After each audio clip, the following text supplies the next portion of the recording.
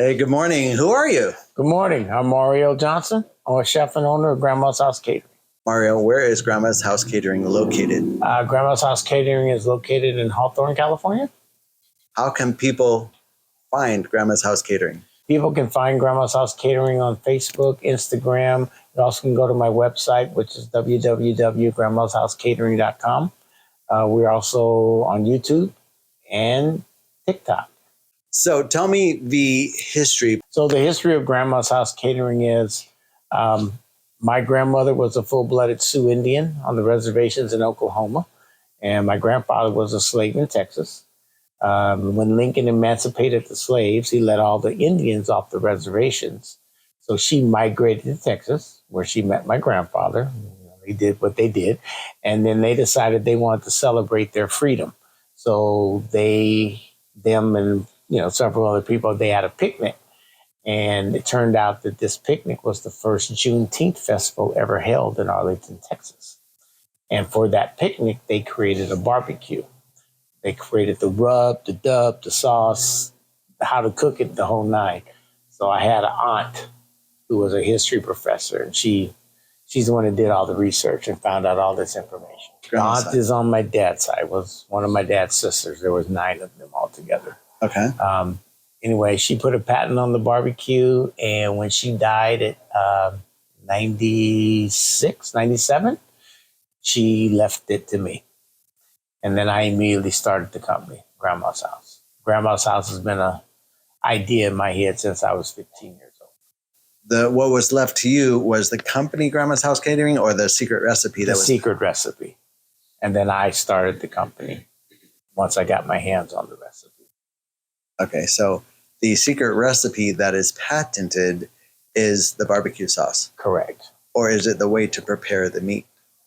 All the above. The patent is the rub for the meat. It is the way to cook the meat. It is the dab you use while you're cooking the meat. It is the actual sauce that you put on the meat. So would you say it is mostly a Texas style, or is there an American Indian aspect to it as well? There's an American Indian aspect to it as well. So it's a Texas, Oklahoma style barbecue. It's a combination of the two. Okay, can you tell us a little bit about what the American Indian accent would be in that portion? The American Indian accent would be the actual sauce. The sauce is not your typical painted on barbecue sauce. It's more like a marinade. So the longer the barbecue, you basically put the rub on the meat and you barbecue it in hickory wood. And when you pull it off, you cut it and you put it down in the sauce. And the longer it sits in that sauce, because the sauce is thinner, It's not a thick painted on sauce. The longer it sits in that sauce, the more the meat absorbs. And it literally goes down through the meat into the bone. So then when you pull that meat out of that sauce, it looks like there's no sauce on it. But when you bite into it, the sauce is actually in the meat. So you have an moment. Yes. It's like an explosion in your mouth. Do you boil your meat before you marinate it? Oh, really? Don't ask me that. Oh, I thought there were no bad questions. Anybody who does barbecue, no, you do not boil your meat. That is an absolute, oh no. Why is that? It's just not the way you barbecue. It's not traditional barbecue. Yes, there are people who boil their meat, but basically that is because they have no patience. They want to get it done. They need to eat in an hour. Yeah, no. Barbecue is low and slow. It takes time for good barbecue. And that's any style barbecue. I don't care what part of the country you're from, because barbecue is selective. Oklahoma has some, and Texas has some, and Carolina has their barbecue. Every barbecue is a little different, but all of it is low and slow. Do you prefer to barbecue pork or beef? I prefer pork because most barbecue traditionally is pork, though the beef ribs with my family sauce is actually very good. The problem with a beef rib is that a lot of beef ribs are mostly bone and not a whole lot of meat, and they're very expensive. So a lot of people just don't go that way just because of the price point. But also, you're going to get more ribs per hour on pork, right? They're just more. Yes. Tell me a little bit more about your grandma who started with the recipe, if you can. Just what's her name and a little bit more about her. Her name was Cora. Like I said, she was a full-blooded Sioux Indian who had migrated to Texas. She married my grandfather, I don't know, somewhere in the 1800s. The barbecue sauce was created in 1879, so sometime before that. She had 9 kids. My father included in that bunch. All that side of my family lives into their late 90s. The oldest made it to 100. As far as I was a baby when she knew me or when I knew her, so I don't remember that much about my father's mother.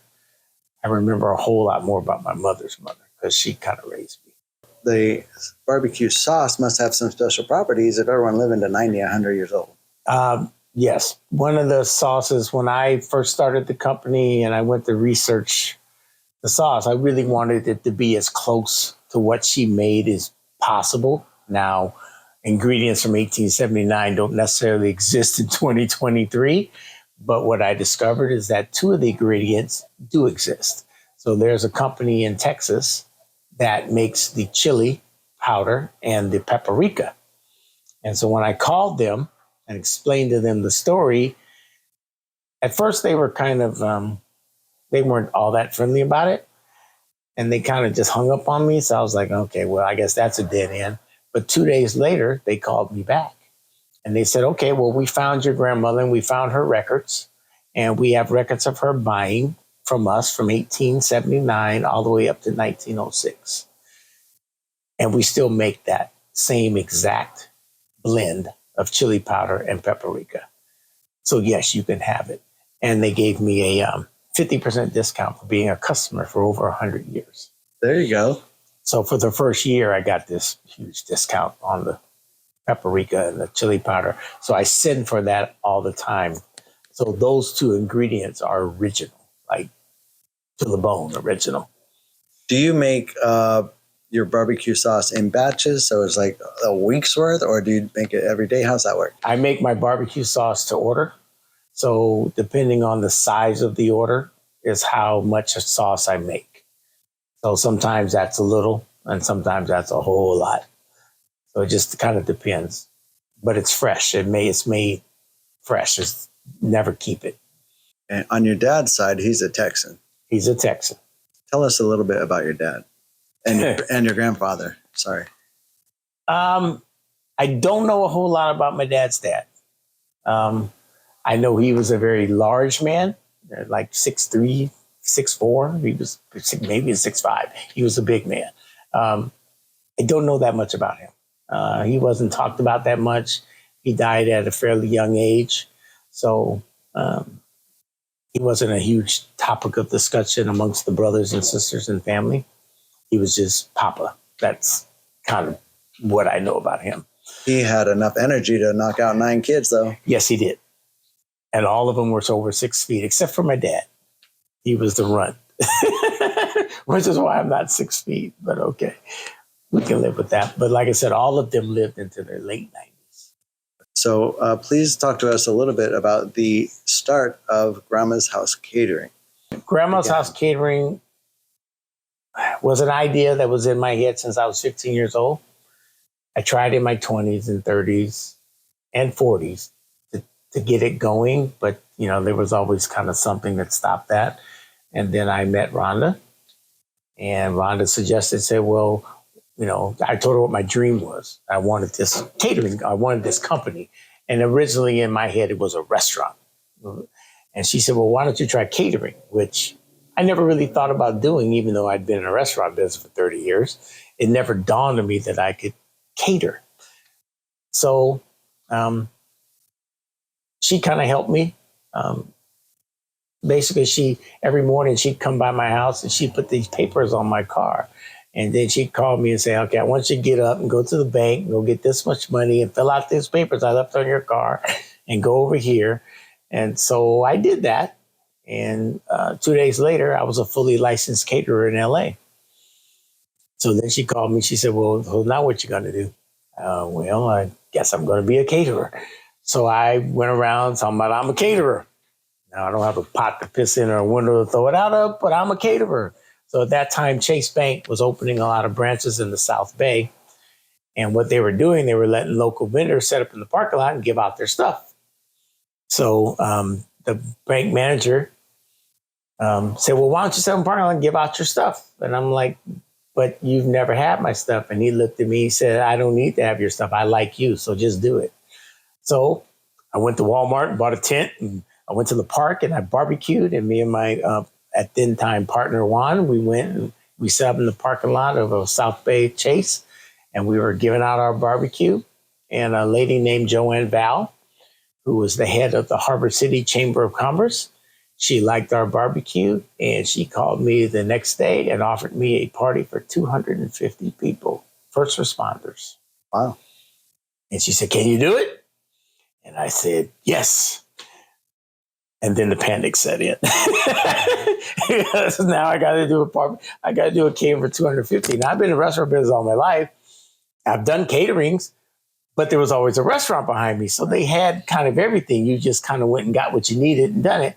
Well, this time I got nothing. I got to start from scratch. Yeah. So I called Rhonda and she helped me out and we set a menu and then we went shopping and I got all my work people. I was working at the Marmalade Cafe and I got all the waiters to come wait and be my service staff. And I got to do cooking there at the restaurant for the catering because my manager really liked the idea that he had a server who was trying to do his own thing. So he said, like, you work here, you can use all our stuff. You don't have to do nothing. Just do it from here. All my life I've worked for everything I've ever wanted. No one's ever actually helped me. So I was a little suspect, but he was genuine. He helped me. So my first 3 caterings I did out of that restaurant. And then after that, I never looked back. But you still needed resources to go and buy. They didn't give you all the food, no. Right? Well, you make your menu and you say it's this much and you get a 50% deposit. That's how you buy your food. Okay. And then after you perform your duties and you've done a good job, you get the rest of your money that's owed to you. And generally they put a tip on top of that. So for me and Rhonda, one party paid for the next, which paid for the next, which paid for the next. And then 11 years later, now we're in a nice spot. But we didn't do it traditionally. I couldn't get a bank loan. I couldn't do it the traditional way. Credit wasn't that great, just like a whole lot of people. You're just not balling like that where you can just go in the bank and say, give me some money. So we had to do it, from scratch, where literally one party paid for the next, which paid for the next, which paid for the next. Right. It's stressful. And I remember when the phone didn't ring so much. And I remember because we're in LA and LA's full of fads and clicks and, something's hot for a minute, but then it dies the minute later. So you have to be careful not to fall into those traps. So there was, we made some sacrifices and there was times where the universe literally tested you. Do you really want this dream? And you had to stick to your guns because there's always that moment in any business. And you can, if you do your research, even the biggest companies have that moment where, okay, either I'm going to stick with this dream or I got to go back to work. And you got to make that choice at that moment. I chose to stick with the dream. Cost me a little something. But as soon as I made that choice, literally the doors opened up and everything started flowing in. But I had to make that choice. I had to stop straddling the fence. You can't have one foot over here and one foot over here. You have to make a choice. And once you make that choice, then the universe knows what to do with you. And it starts funneling you what you need. But as long as you're straddling the fence, it'll show you what you can have, but it won't really give it to you. Right. It'll give you a little taste. But then it'll kind of take it away because it needs to know if you really want this. You have to make that choice. So my title of my company underneath our, the slogan is made from scratch, made from the heart. It's a real slogan. We make everything from scratch and everything comes from my heart. And I emphasize that to my chefs that, if you can't make this from your heart, if you can't make this genuine, then don't make it because it comes out in your food. You can't come to work pissed off and cook. It goes in your food. You have to have the right mindset when you walk in this kitchen to make this food properly. And nothing goes out of this kitchen that's half done or it's just okay. No, it must be excellent, and it must be excellent every day. Okay, so you personally grew up in. I grew up in half in Berkeley, half in Oakland. So the first half of my life, elementary school, was in Berkeley with my grandmother, who is the other half of the company. Her name was Minerva. She was from Baton Rouge, Louisiana. And I had a little yellow stool that I used to push around the kitchen and watch her cook. Um, that's literally how I learned how to cook, by watching her. So from the time she basically raised all her kids and all her kids' kids. Everybody went to grandma's from Monday through Friday while the parents worked. And then they'd come get you on the weekend. You'd go wherever you went. In my case, I went to Oakland. But I would follow her around the kitchen in this little yellow stool and I would watch her cook. And when I got old enough to do it myself, I literally could remember everything she did, down to the seasonings. I would remember and I would do it and it would come out right. And that's when I knew I actually had a gift for cooking. While my father's mother gave me the base of my company, it's my mother's mother who taught me how to actually cook and run the company. My story about Sly and the Family Stone is. My story about Sly and the Family Stone is when I was around 6, 7 years old in Oakland, we used to ride our bikes. I grew up with 7 people, 7 guys in the neighborhood. We all came up together. And our parents were kind of into, keeping up with the Joneses. So if one of us got a bike, by Christmas, all of us had a bike. But anyway, we would ride up the hill on our bikes, and we used to ride up the hill, and there would be a band playing in a garage at the top of this hill. And so we'd hang around and we'd listen to the music and we'd ride our bikes up and down the driveway. And the lady who was the horn player, she used to feed us, and we'd sit there and really watch them practice and play. Didn't have a clue who they really were. It was just a band playing, right? And the music was good. Well, one night I was at my grandmother's house and we were watching the Ed Sullivan Show, which came on every Sunday. And he introduced Sly and the Family Stone.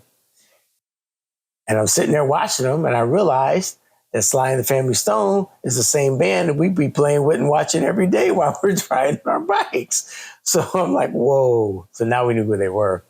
So now when we went up there, they were semi-famous and it was kind of cool. That's great.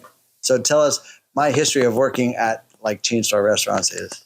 Okay, so my history is starting in the restaurant business. My first job was at McDonald's. I've worked at Hyatt, Marriott, Hilton. I've worked at McCormick and Smith's and Applebee's and Black Angus and I'm pretty much Red Lobster. That was good. Red Lobster. I think I worked at Red Lobster 4 or 5 times. I've been in Black Angus 2, 3 times, Applebee's 3, 4 times. But I've pretty much gone through the restaurant business. I've been in high-end restaurants like MacArthur Park in San Francisco. And I've been at, I'm not going to call them low-end restaurants, but I've been at fast food restaurants. Like I was GM for Jack in the Box and Del Taco. So I have a pretty large resume to pull from as far as running a business and different kinds of food, from high-end down to fast food. Not bad. So my father, he once told me, he said, there's 5 jobs that you can have that you'll always have a job, no matter what happens in this world. There's 5 jobs you can have that are necessary for life that people can't live without, no matter what. He said, you can go in the water business because everybody has to drink. You can go in the food business because everybody has to eat. You can go into the real estate business because humans need shelter. They can't just live out in the cold. They'll die. You can go into the hospital sickness business because, well, let's face it, everybody gets sick. and you can go in the death business because everybody gonna die. Those 5 things are essential to human life. So if you get good in one of those 5 things, you'll never be unemployed. Okay, I listened, and I kept coming back to the food business. I did other things, but I kept coming back to the food business. And he was literally right, because I've never been unemployed long enough to even collect an unemployment check. And because we live in Los Angeles, and at that time I lived in San Francisco, those are number two, and number 3 of the biggest mecca places to eat, literally on planet Earth. So I was never unemployed. Grandma's House Catering started off as my grandmother's recipes from Louisiana, Baton Rouge, and the Texas barbecue. But I understood from being in so many different genres of the business that you need to expand your horizons. You need to be well-rounded. You can't be stuck in one thing, because if you're stuck in that one thing and all of a sudden that one thing's not popular no more, you die. So because my name is Grandma's House, I felt like, and because I've been chefing for 30, 40 years, I can cook anything. So I decided that I didn't care what ethnicity it was. If it was a grandma's dish and I could make it well, that I was going to make it. And that enabled us to expand our menu. So now we do Greek food, we do Asian food, we do Spanish food, we do Cajun food, I do American food. And they're all Grandma's House dishes. I've had clients give me their grandma's dishes. Like I had a bride from Korea give me her bulgogi beef recipe, and I worked on it until I perfected it. So that when her dad got here from Korea and she gave him this bulgogi beef, he was amazed. It tasted just like his mama's. That's my goal. And that's how we stay relevant. And that's how we stay busy. Because I can do all these different grandma's dishes from a lot of different backgrounds. So when someone comes to me, can you do this? Yeah, I can do it. And we go from there. And if I can't get it right, and if I can't make it taste like what your grandmother made you, then I won't actually do it. I'll tell you no. The way we balance our workload, the way we balance how things come in and we stay busy is, well, one, we're adaptable. Because the industry is, from the time I started 11 years ago, it's probably changed 3 or 4 times. So now, right now, since right before COVID, the mainstay has been these middle companies like Easy Cater and Hungry and Zero Cater and all these other different companies. So what they do is they contact us, they put us on their menus, they advertise it out, they have the resources and the sales team to get to all these different corporate people and clients. They get the business, but then they bring the business to me because they don't actually cook. They just contract. And then they send me the business. And of course, they get a cut. But I get to do all these different orders for all these different companies. And most 3/4 of them actually acknowledge the company that's making the food. There's 1 or 2 that wants to keep it. We did it, no. But most of them let the client know it's Grandma's House that does it. So from that, I still keep their corporate business, know what they're sending me, but every once in a while I'll get that private call from that same corporation. It says, can you do this or can you do that? And then over the last 11 years, word of mouth, which is actually still to this day the best advertisement there is. We have a lot of private clients. So on any given day, I'm doing anywhere from 5 to 12 orders a day. And I'm feeding anywhere from 300 to 700 people per day, every day. So we talked about this a little bit, how you cook a lot for the homeless. You have, in fact, an outlet. Is it every day that you deliver food? Every day, 7 days a week, I feed a homeless facility in Long Beach, 250 meals a day, every day. Me and Rhonda have always wanted to give back. People have always given to me, so I try to give back. Some of it I get paid for, but others I do just out my kindness of my heart.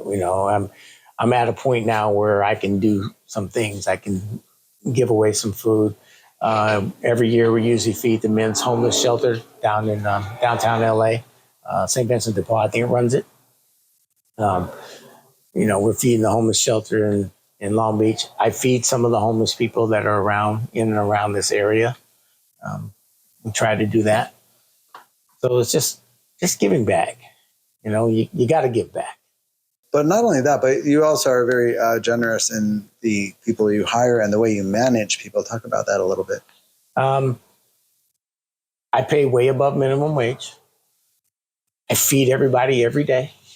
No one goes hungry. Since I'm still a small company, I can actually do some personal help for those who are struggling, because everybody's got issues, everybody's got problems. And once again, people helped me. So I turn around and help people. Now, do people always appreciate that help? Well, okay, maybe not. But there are some who do. So what I'm never going to do is change. I'm not going to get hard or be pissed off because someone didn't do the right thing, even though I helped them. That's okay. I'm still going to be who we are. Me and Rhonda are still going to be who we are. And that's just how I run the company. I've been in enough corporations that are real strict and hard. And I've been in enough places that are loosey-goosey and just useless.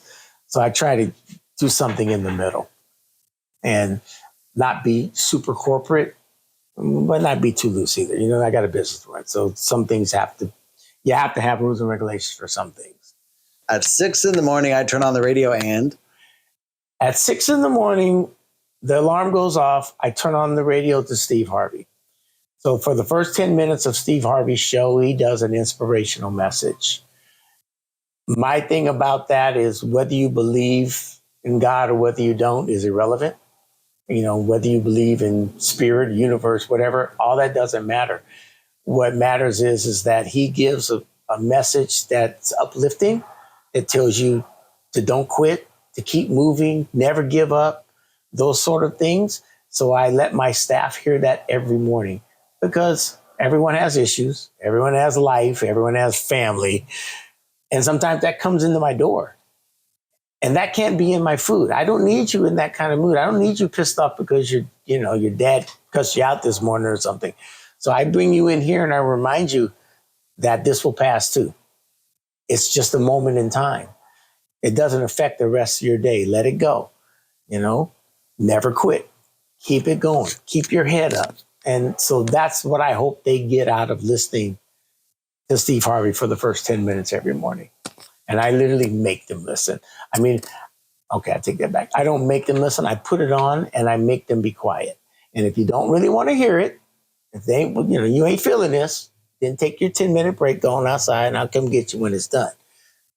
So far, in 11 years, only one person has taken me up on that offer. And they're not here anymore. All right, so let's talk about Rhonda a little bit. May I ask, are you guys married? Yes.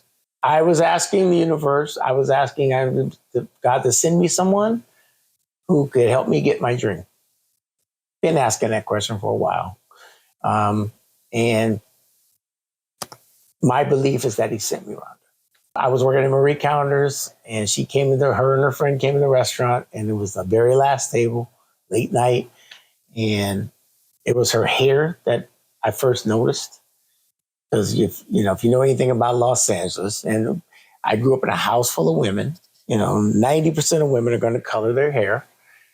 Rhonda had not colored her hair. She had let it go pure white. And that told me something about her.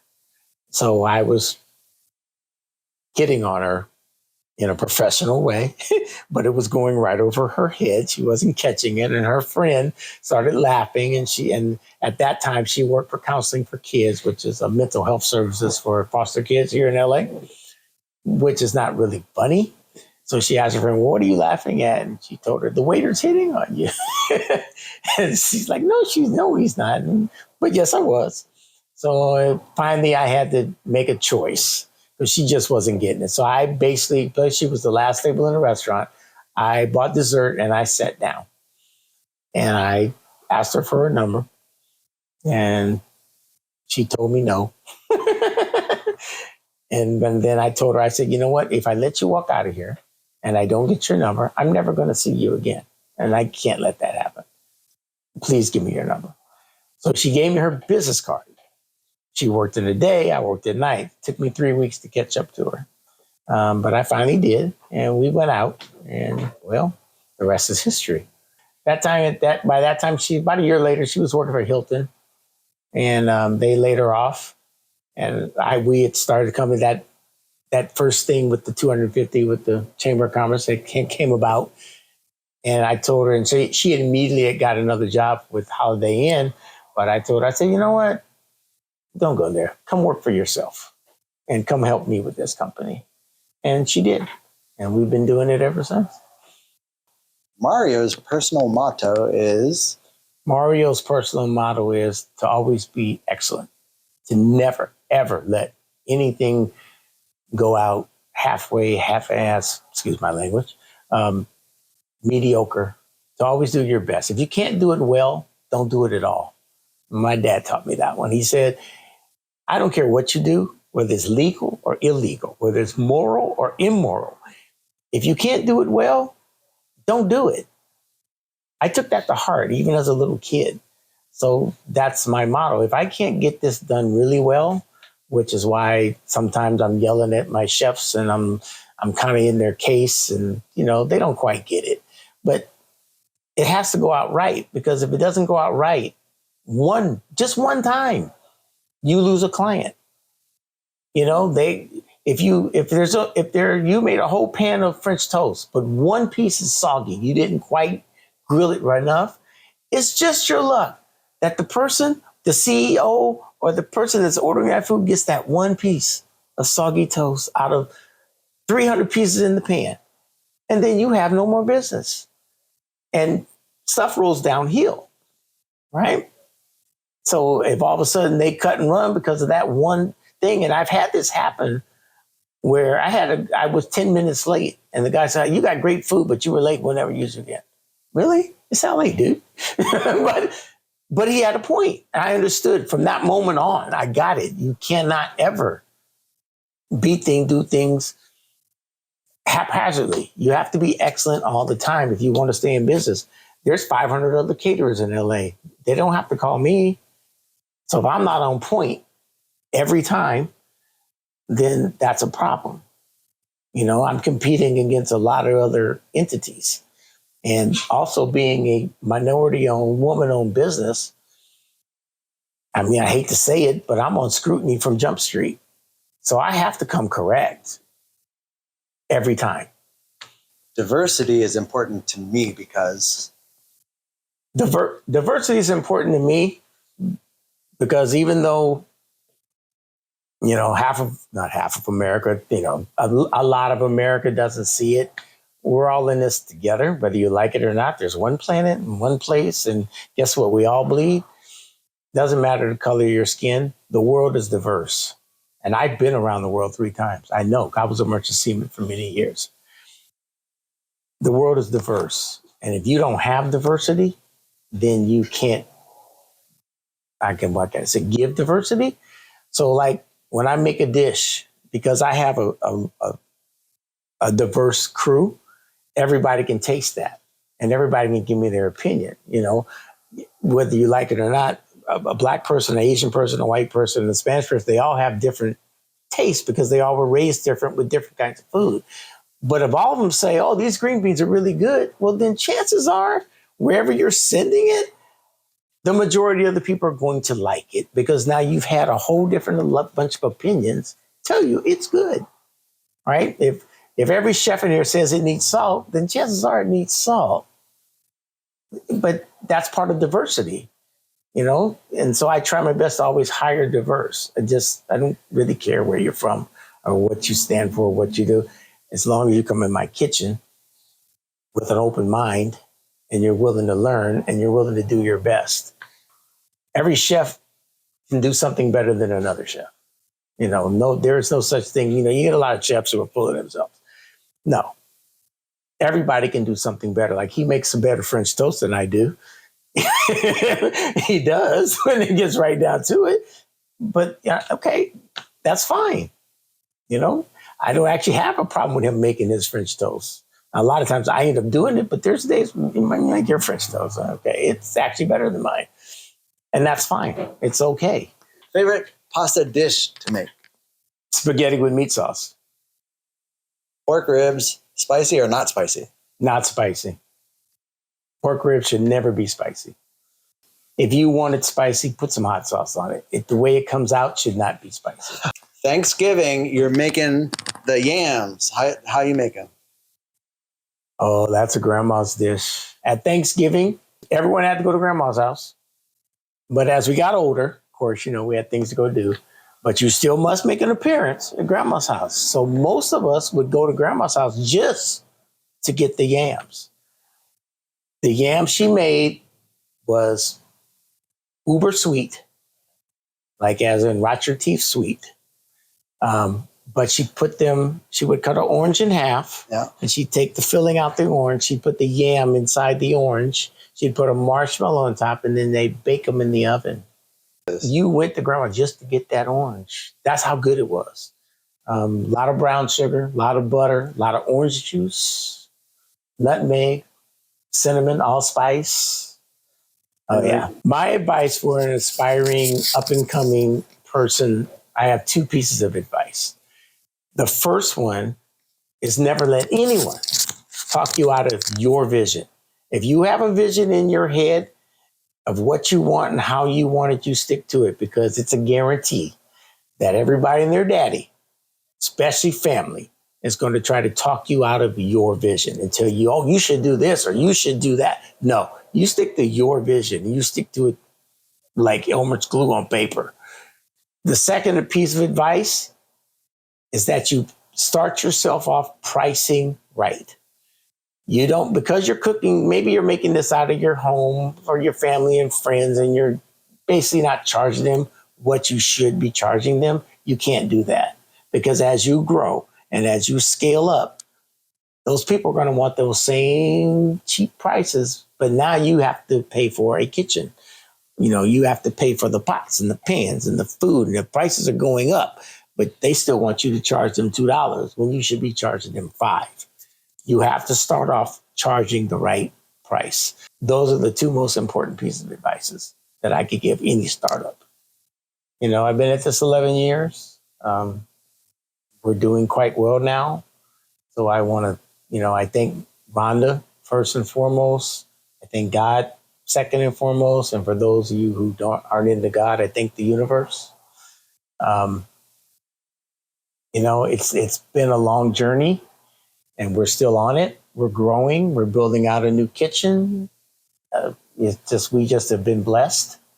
I came out of COVID better than when I went in it, which a whole lot of places can't say that. So basically, just thank you. Just thank to my clients. Thank to all the people who believe in Grandma's House. Thank to my crew, especially the crew I have now who are sticking with me. They're not cutting and running. Thanks to Carolyn over there, who's a latecomer, but she's helping us a whole lot with the back of the house stuff, which was, if anything was lacking, that was the part that was lacking. So I guess that's it. Just a thank you to everyone and everything that ever contributed to Grandma's House to get us where we're at. That's it.